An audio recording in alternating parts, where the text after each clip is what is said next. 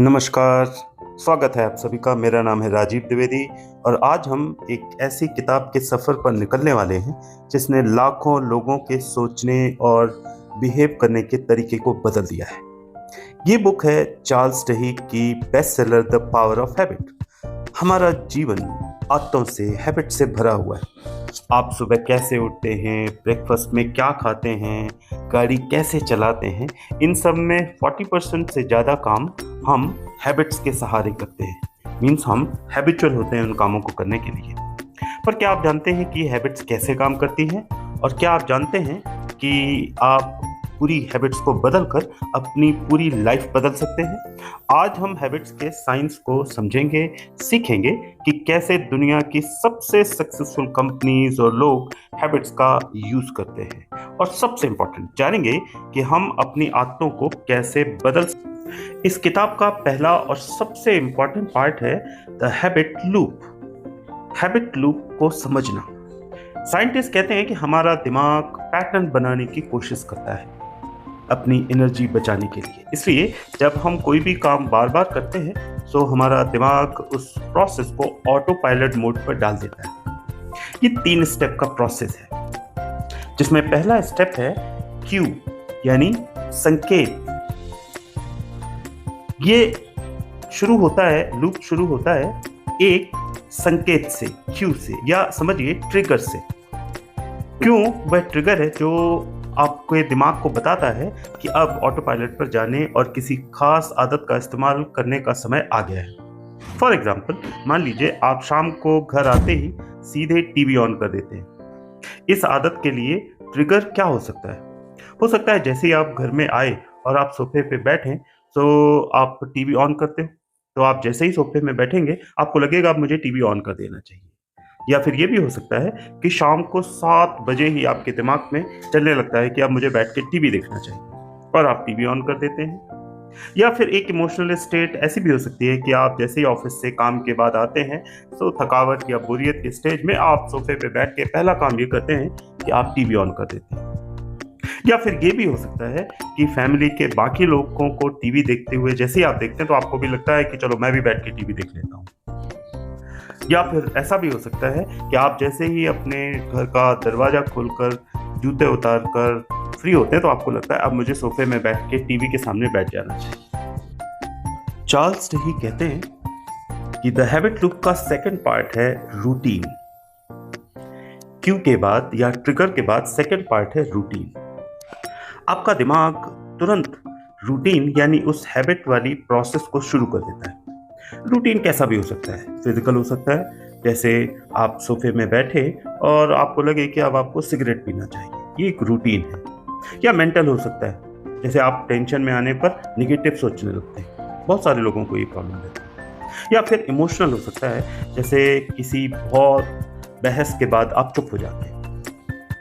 ये वो बिहेवियर्स हैं जिन्हें हम बदलना चाहते हैं। दरअसल ये अपने आप होता है बिना ज़्यादा सोचे। हैबिट लूप का थर्ड इंपॉर्टेंट पार्ट है रिवॉर्ड। इन दोनों के बाद तीसरा पार्ट रिवॉर्ड बहुत इंपॉर्टेंट है। जैसे रूटीन पूरा होने के बाद जो चीज़ मिलती है वो एक तरीके से रिवॉर्ड है। आप समझिए ये पुरस्कार है। ये हमारे दिमाग को बताता है ये लूप याद रखने लायक है या नहीं। क्या ये रूटीन किसी भी प्रॉब्लम को सॉल्व कर रहा है? ये जरूरी नहीं। फॉर एग्जाम्पल, आपको स्नैक खाने की आदत है। आप टीवी के सामने बैठे हैं और आपको कुछ ना कुछ खाने के लिए चाहिए। हो सकता है सचमुच आपको भूख लगी हो और आप खाना चाहते हो। या फिर ये भी हो सकता है कि केवल बोरियत से ध्यान हटाने के लिए या फिर कुछ देर के लिए अच्छा महसूस करने के लिए, बेटर फील करने के लिए आप खाते हो। क्रेविंग की ताकत बार बार दोहराने से हमेशा क्यू और रिवॉर्ड या ट्रिगर्ड और रिवॉर्ड आपस में जुड़ जाते हैं। ये एक नई किस्म की क्रेविंग पैदा करते हैं और ये चाहत ही है जो हैबिट लूप को पावर देती है। अगर आप मीठा खाने की आदत बदलना चाहते हैं तो आपको मीठे की ही नहीं बल्कि उससे मिलने वाले आराम, एनर्जी की चाहत को समझना पड़ेगा। अब हम आगे चलते हैं golden rule of habit change and keystone habits. Golden rule of habit change. Charles Duhigg कहते हैं कि आप हैबिट्स को पूरी तरीके से मिटा नहीं सकते, पूरी तरीके से ख़त्म करना बहुत मुश्किल काम है, लेकिन आप उन्हें आसानी से चेंज कर सकते हैं, इंटरचेंज कर सकते हैं। एक बुरी आदत की जगह उसकी जगह इंटरचेंज कर सकते हैं किसी अच्छी हैबिट को। तो आपको करना क्या है? चार्ल्स कहते हैं कि आप क्यू और रिवॉर्ड को वहीं रखिए, बस बीच के रूटीन को बदल दीजिए। इस प्रोसेस को समझने के लिए चार्ल्स ने एक बहुत अच्छा केस स्टडी अपनी बुक में दिया है। ये केस स्टडी है टोनी डंजी नामक एक बहुत फेमस अमेरिकन फुटबॉल कोच का। दरअसल जब वो टैम्पा बे बुकैनियर्स की टीम के कोच बने तब टीम बहुत खराब स्टेज में थी। प्लेयर्स जो लगातार हार हो रही थी उनसे बहुत निराश थे, टीम का कॉन्फिडेंस गिरा हुआ था और जीतने की कोई भी उम्मीद नहीं दिख रही थी। पर टोनी डंजी का तरीका बाकी कोचेस से बिल्कुल अलग था। उन्होंने खिलाड़ियों पर नए ट्रिक्स या स्ट्रैटेजी नहीं थोपी, बल्कि उन्होंने हैबिट्स को स्टडी किया। और उनका जो मेन आइडिया था change the habit and change the results. दरअसल टोनी का मानना था कि जब भी प्रेशर होता है तो जो प्लेयर्स हैं वो सोचते नहीं है, दरअसल वो वही करते हैं जो उनकी हैबिट में बन चुकी है, जो उनका हैबिचुअल है, जो रिएक्ट करने की, यानी उनका रिएक्शन हैबिचुअल। उन्होंने अपनी टीम की छोटी छोटी आदतों को बदलने पर फोकस किया, जैसे खिलाड़ी कब और कैसे रिएक्ट करते हैं, वो मैदान में किस कंडीशन में क्या करते हैं, किस संकेत पर क्या करते हैं। इन सब चीज़ों को उन्होंने बार बार प्रैक्टिस किया और रिपीट कराया। उन्होंने प्लेयर्स को सिखाया कि हर स्टेज में दिमाग से ज़्यादा ऑटोमेटिक तरीके से रिएक्शन देना सीखना है हैबिट चेंज करने के बाद। और उन्होंने हैबिट लूप के कॉन्सेप्ट को यूज़ किया कि स्पोर्ट्स के गेम के किस स्टेज में क्या कंडीशन, क्या how to identify particular condition of an sports और उस पर क्या रिएक्शन करना है। और उसके बाद जो फीलिंग डेवलप होती है सही खेलने की या जीत की फीलिंग जो आती थी, तो उन्होंने इसको हैबिट बनाया। उसका नतीजा क्या हुआ? धीरे धीरे टीम ने कमाल दिखाना शुरू किया। कुछ ही सालों में टोनी डंजी की ये टीम NFL की सबसे मजबूत टीमों में से एक बन गई और आखिरकार उन्होंने सुपर बाउल कॉम्पिटिशन भी जीत लिया। The 4 steps to change. अपनी बुरी आदतों को तोड़ने और नई आदत हैबिट्स को बनाने के लिए इन 4 स्टेप्स को फॉलो करें। First is identify the routine. सबसे पहले आपको आइडेंटिफाई करना है कि दरअसल आप कौन सी हैबिट बदलना चाहते हैं। Second, experiment with rewards. आप खुद से पूछिए कि मुझे क्या रिवॉर्ड मिल रहा है। क्या मैं टेंशन से फ्री होना चाह रहा हूँ? क्या मैं केवल 10 या 15 मिनट के लिए अपना माइंड चेंज करना चाहता हूँ? मैं आखिर चाहता क्या हूँ, कितना चेंज चाहता हूँ? Third, isolate the Q. जब ये आदत शुरू होती है तब आप कहाँ होते हैं, क्या टाइम होता है, आपकी इमोशनल स्टेज क्या होती है। Then have a plan. जैसे ही आप आइडेंटिफाई कर लेते हैं अपने क्यू को या ट्रिगर पॉइंट को, तो आप नए रूटीन पे उसको प्लान करिए कि हमारा रूटीन क्या होगा। फॉर एग्जाम्पल, आप तय करिए कि शाम को जब मैं काम से लौटूंगा तो फ़ोन चेक करने के बजाय 10 मिनट की वॉक पे चला जाऊंगा, या कुछ ऐसा ही मिलता जुलता जो आपको लगता हो वो ठीक है। And the most important part is power of believe. Charles Lewis कहते हैं कि ये नियम ये तभी काम करता है जब आप बिलीव करते हैं कि चेंज इज पॉसिबल। अक्सर ये फेथ किसी सोशल एक्टिविटीज या सोशल कंडीशन में ज़्यादा मजबूत होकर निकलता है। उस पर हम आगे बात करते हैं। अब हम देखते हैं की स्टोन हैबिट्स के बारे में। दरअसल कुछ आदतें, कुछ हैबिट्स इतनी पावरफुल होती हैं कि वो आपकी लाइफ के बाकी फील्ड्स में भी पॉजिटिव चेंज लाते हैं। इन्हें की स्टोन हैबिट्स कहते हैं। For example, exercise, regular exercise. जो लोग भी डेली एक रेगुलर एक्सरसाइज करना शुरू करते हैं वो अक्सर अपने आप ही खुद ही बेहतर तरीके से उनका डाइट बेटर हो जाता है, बेटर स्लीप क्वालिटी हो जाती है और वो अपने काम में ज़्यादा प्रोडक्टिव हो जाते हैं। इसलिए हम इसे रेगुलर एक्सरसाइज को एक कीस्टोन हैबिट कह सकते हैं। सेकेंड है अपना खुद बेड ठीक करना। आप सुबह सो के उठे और अपना बेड खुद ठीक किया, एक छोटी सी हैबिट है, लेकिन ये स्मॉल विंस का एक पार्ट है, one of the smallest win, but it's very important. ये हमें डिसिप्लिन फील कराता है, जिससे हम बाकी कामों में भी सक्सेसफुल होने लगते हैं। इस बुक में एक केस स्टडी और भी दी है जो बड़ी इंटरेस्टिंग है। ये कहानी शुरू होती है 2003 के आसपास की, जब इराक में अमेरिकन आर्मी पोस्टेड थी। अमेरिका के एक आर्मी मेजर को ये काम दिया गया था कि वो इराक के कूफा नामक सिटी में जो वायलेंस और राइट्स थे, उनको रोकने का कोई तरीका निकाले। कूफा में अक्सर जो भीड़ थी वो इकट्ठा हो जाती थी, फिर हिंसक प्रदर्शन होते थे।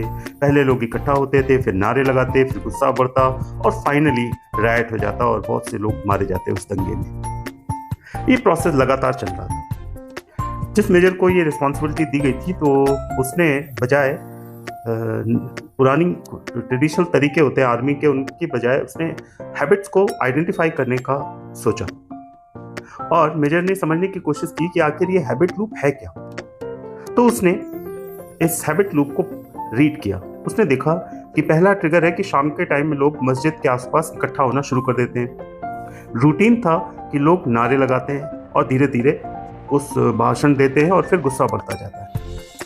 और उसके बाद जब लोग ग्रुप में होते हैं तो उनमें एक पावर का और रेजिस्टेंस की फीलिंग आती है, जिसकी वजह से वो और वायलेंट हो जाते हैं। मेजर ने सोचा अगर हम इस रूटीन के किसी भी पार्ट को चेंज कर सके तो पूरा साइकिल बदल सकता है।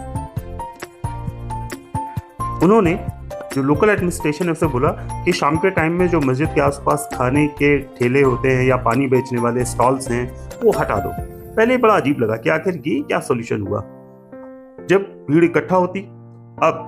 इकट्ठा होती तो कुछ समय बाद लोगों को भूख और प्यास लगती और वो आसपास जो भी रेडी वाले ठेले वाले होते और देखते कि खाने पीने का कुछ नहीं है, तो वो धीरे धीरे शांत होकर घर चले जाते। इसका नतीजा ये हुआ कि बिना किसी गोली या किसी भी वायलेंस के जो दंगे थे वो अपने आप धीरे धीरे खत्म होने लगे। एक छोटा सा चेंज किया गया। दरअसल ये केस बताता है कि हैबिट्स केवल इंडिविजुअल लोगों की नहीं होती हैं, बल्कि पूरे सोसाइटी या ग्रुप की कंबाइंड हैबिट्स भी होती हैं, सामूहिक आदतें भी होती हैं। सो हम अगर रूटीन और रिवॉर्ड की साइकिल को पहचान लें तो इंडिविजुअल और सोसाइटी दोनों के बिहेवियर को शांतिपूर्ण तरीके से, नॉन वायलेंट तरीके से बदला जा सकता है। इससे हमें ये पता चलता है कि लोगों के बिहेवियर को बदलने के लिए आपको उनका मन नहीं, उनकी पहले आदतें बदलनी होती है।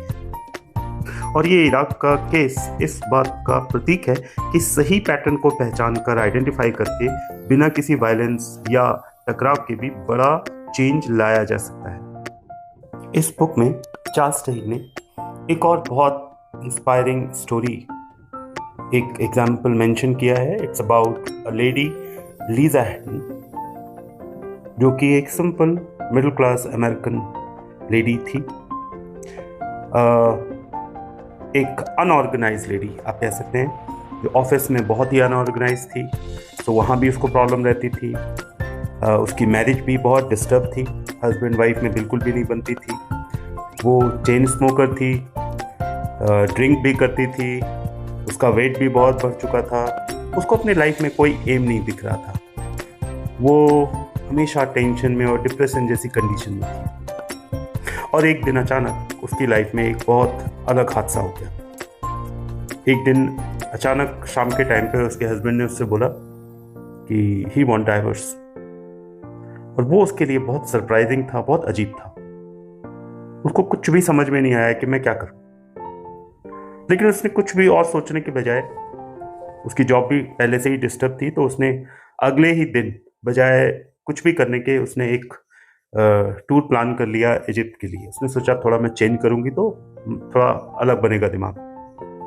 दरअसल उस ट्रिप में भी वो अकेली थी, दुखी थी और सोच रही थी कि आगे अब क्या करना है, कैसे करेंगे।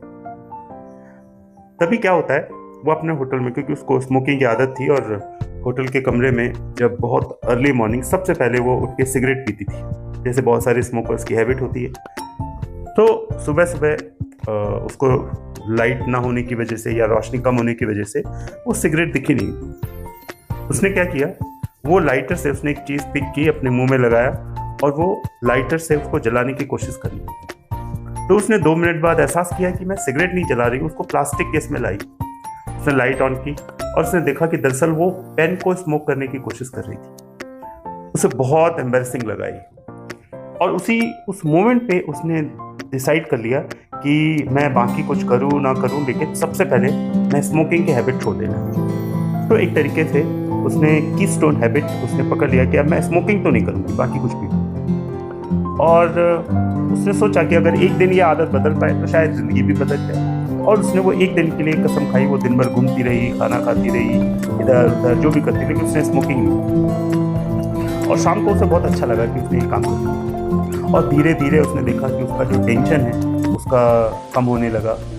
और धीरे धीरे जब वो वापस लौट आई तो उसने सब काम छोड़ के सबसे पहले इन चीज़ों पे ध्यान दिया। और उसने देखा कि वो अब नई हैबिट्स बनाने लगी, जॉगिंग करने लगी, अपनी डाइट पे ध्यान देने लगी, टाइम पे सोना जागना, और धीरे धीरे उसने ड्रिंक करना भी छोड़ दिया। और फिर क्या हुआ, थोड़े ही दिनों में उसका वेट 25 किलो कम हुआ, उसको नई जॉब मिल गई, उसका कॉन्फिडेंस मिल गया और लाइफ एक नई डायरेक्शन में चली गई। तो लीजा का पूरी लाइफ केवल इसलिए बदल गया क्योंकि उसने एक अपनी जो कीस्टोन हैबिट है उसको आइडेंटिफाई कर लिया और उसको चेंज कर लिया, टोटली चेंज कर लिया। इस बुक में चार्ल्स डहिग ने जो सबसे इंटरेस्टिंग और सबसे पावरफुल केस स्टडी दी है वो दी है अ सक्सेस ऑफ पेप्सोडेंट। जी हाँ, 1900 की शुरुआत में मान के चलिए 1910 से 1920 के बीच में अमेरिका में ज़्यादातर लोग रोज़ ब्रश नहीं करते थे। दांतों में गंदगी और बदबू बड़ी कॉमन सी बात थी, केवल कुछ रिच लोग या बड़े हेल्थ कॉन्शियस लोग ही ब्रश करते थे। टूथपेस्ट का भी कोई बड़ा मार्केट नहीं था। ये आज बड़ा सरप्राइजिंग लगता है लेकिन ये सच है। कुछ कंपनियों ने कोशिश की लेकिन ये लोगों की हैबिट में नहीं बन पा रहा था। पेप्सोडेंट ने बहुत अच्छा प्रोडक्ट बनाया और उस टूथपेस्ट को अमेरिकन आर्मी में सबसे पहले एज ए सैंपल भेजा। अमेरिकन आर्मी में बहुत सारे लोग बीमार पड़ जाते थे केवल डेंटल इश्यूज की वजह से, सो वहाँ पे वो पसंद किया गया, बट एज ए मेडिसिन। जो डॉक्टर्स के रिव्यूज आए वो भी बहुत अच्छे आए। जो पेप्सोडेंट कंपनी है उसने उसको एडवर्टाइज किया, सब किया, लेकिन सेल नहीं हो रही थी क्योंकि लोगों को लगता था ये तो कोई, मान लीजिए कोई बीमार है उसके लिए, हेल्दी लोगों के लिए नहीं। तभी क्लाउड हॉपकिन नामक एक मार्केटिंग एक्सपर्ट को वो काम दिया गया जो कि इसी फील्ड से थे। उन्होंने पूरा केस स्टडी किया, चेक किया किस तरीके से, और उन्होंने क्या किया, लोगों की हैबिट्स को स्टडी किया। उन्होंने देखा कि लोग डेली ब्रश तो वैसे भी नहीं करते, तो उनके दिमाग में आया कि हमें पहले तो ब्रश करने की हैबिट क्रिएट करनी पड़ेगी, और उन्होंने इसके लिए हैबिट लूप को यूज़ किया। उन्होंने जो पहला जो एडवर्टाइजमेंट में जो सेंटेंस लगाया वो था, उन्होंने पूछा कि आपके दांतों पर एक फिल्म होती है जो देखने में नहीं आती लेकिन दांतों को गंदा बनाती है। उन्होंने इसको एडवर्टाइज किया और ये फिल्म लोगों के मन में एक डर और ट्रिगर बन गई। उन्हें लगा कि मेरे दांत गंदे हैं और मुझे कुछ करना चाहिए, और उन्होंने फिर उसका एक लॉजिक दिया कि अगर आप जीभ से अपने दांत को छूते हैं और वो आपको लेयर पता चल जाता है, इसका मतलब आपके दांत गंदे हैं और ये चीज़ स्मेल आएगी, और जो भी इसके ड्रॉबैक हो सकते थे उसको उन्होंने एडवर्टाइज किया। और उसका उन्होंने रूटीन सोल्यूशन क्या बताया, रोज पेप्सोडेंट से ब्रश करो। और उन्होंने पेप्सोडेंट के टेस्ट में एक छोटा सा चेंज करा कि मिंट को ऐड करा, जिससे कि ब्रश करने के बाद मुंह में एक ठंडक और टिंगलिंग फ्रेशनेस जैसी फीलिंग आती थी। ये लोगों को फीलिंग अच्छी लगने लगी और यही उनका रिवॉर्ड बन गया। और ये सरप्राइजिंग है वर्ल्ड की बिजनेस हिस्ट्री में कि वो प्रोडक्ट जो करीबन 4 सालों से मार्केट के लिए तरस रहा था, सडनली लोगों की डेली हैबिट में आ गया। केवल कुछ ही सालों में पहले अमेरिका और फिर पूरी दुनिया भर में लोग पेप्सोडेंट से ब्रश करने लगे। 10 साल के अंदर ये पूरी अमेरिका की डेली की हैबिट बन गई और बाद में ये पूरी दुनिया में ये हैबिट आगे बढ़ गई। पेप्सोडेंट की बिक्री आसमान छूने लग गई और कंपनी एक वर्ल्ड ब्रांड बन गई। इससे पता चलता है कि दरअसल लोग प्रोडक्ट नहीं खरीदते, वो इस हैबिट का हिस्सा बनना चाहते हैं जो उन्हें अच्छा फील कराती है। इस बुक में कुछ और केस स्टडीज भी दिए हुए हैं जो बहुत इंटरेस्टिंग है। उसके इन केसेस के अलावा एक स्टारबक्स का केस स्टडी भी बहुत इंटरेस्टिंग है। जब स्टारबक्स एक टाइम पे घाटे में जाने लगी थी तो उन्होंने चीज़ों को स्टडी किया और उन्होंने एक लैटिव मेथड डेवलप किया, LATTE। L for listen, A for acknowledge, T for take action, E for thanks and E for explain. उन्होंने अपने एम्प्लॉयज़ को सिखाया कि जब भी कोई कस्टमर कुछ कहता है, चिल्लाता है या तो कर्मचारियों को सोचना नहीं पड़ता, वो इस रूटीन को, इस सिस्टम से फॉलो करते हैं। इसी तरह उन्होंने केस स्टडी दी है एक एथलीट की, एक और कंपनी के प्रोडक्ट की। चार्ल्स ने पावर ऑफ क्राइसिस को भी पॉजिटिवली एक्सप्लेन किया है कुछ केस स्टडीज में, कि जब किसी भी ऑर्गेनाइजेशन में कोई क्राइसिस आती है तो उस क्राइसिस को वो यूटिलाइज करते हैं पुरानी और बेकार आदतों को तोड़ने के लिए और नई और बेहतर हैबिट्स को अप्लाई करने के लिए। उन्होंने केस स्टडी दी है अल्कोआ कॉरपोरेशन की। उसके अलावा कुछ सोशल रिवॉल्यूशंस के उन्होंने एग्जाम्पल्स दिए हुए हैं और उन्होंने बताया कि जो हैबिट्स हैं वो हमेशा कोई भी रिवॉल्यूशन होता है उसमें स्टार्टिंग होती है हमेशा स्ट्रॉन्ग टाइज ऑफ फ्रेंडशिप से। कोई भी आंदोलन की शुरुआत एक मजबूत सामाजिक संबंधों से होती है। वीक टाइज ऑफ कम्युनिटी जो पार्ट होते हैं वो तभी शामिल होते हैं जब स्ट्रॉन्ग टाइज ऑफ फ्रेंडशिप होती है। और उन्होंने बताया कि हैबिट ऑफ बिलीफ से लोग कोई भी ऑर्गेनाइज एक्टिविटी में चेंजेस को ला सकते हैं। तो दोस्तों, चार्ल्स डहीक की किताब द पावर ऑफ हैबिट हमें एक बहुत गहरी बात सिखाती है कि हमारी ज़िंदगी हमारी हैबिट से बनती है। हम चाहे कितनी भी बड़ी मुश्किल में क्यों ना हो, अगर हम सिर्फ एक अच्छी हैबिट पर लगातार काम करें तो वो हैबिट हमारे पूरे लाइफ की डायरेक्शन को बदल सकती है। चाहे वो टोनी जंजी की टीम की जीत हो, लीजा हेडन की लाइफ हो या पेप्सोडेंट की मार्केटिंग हो, हर कहानी हमें बताती है कि सक्सेस किसी एक बड़े स्टेप से नहीं बल्कि रोज रिपीट किए गए छोटे छोटे स्टेप से मिलती है। तो अब वक्त है खुद से एक सवाल पूछने का कि कौन सी एक हैबिट है जिसे मैं आज से बदलना चाहता हूँ। याद रखिए, आप अपनी हैबिट्स बदलेंगे तो आपकी हैबिट्स आपकी लाइफ बदल देंगी। अगर आपको ये वीडियो अच्छा लगा हो तो लाइक, शेयर और सब्सक्राइब जरूर करें और कमेंट में बताइए कौन सी आदत आप आज से बदलना शुरू कर रहे हैं। धन्यवाद। फिर मिलते हैं अगले वीडियो में एक नई किताब और नई सोच के साथ। नमस्कार।